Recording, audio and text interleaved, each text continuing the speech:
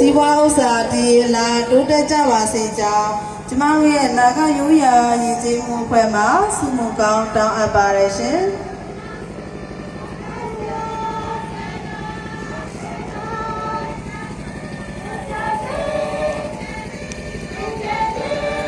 အချာလို့သူစတယ်သူစကြော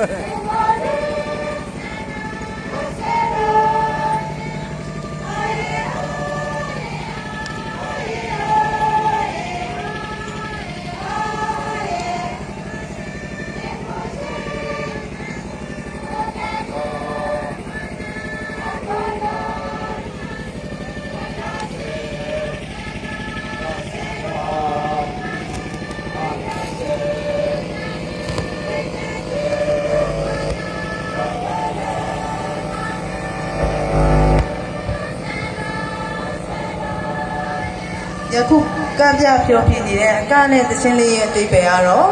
နှစ်ဟောင်းကုံဆုံး၍နာဂဘိုးဘွားတို့၏နှစ်သိကူပွဲတော်ကြီးရောက်ရှိလာနေပြီဖြစ်ပါတယ်ရှင်ရောက်ရှိလာသောဧည့်သည်တော်များကိုအဲဝိကျေပွန်စွာရိုးရာဝတ်သားရင်ဖတ်ထုတ်အသားထောင်းများနဲ့ခေါင်ရည်ချိုတို့ဖြင့်ဒီကင်းအခမ်းကြပါစို့ဟုဆက်ဆိုသည်ဖော်ကျူးထားခြင်းပဲဖြစ်ပါတယ်ရှင်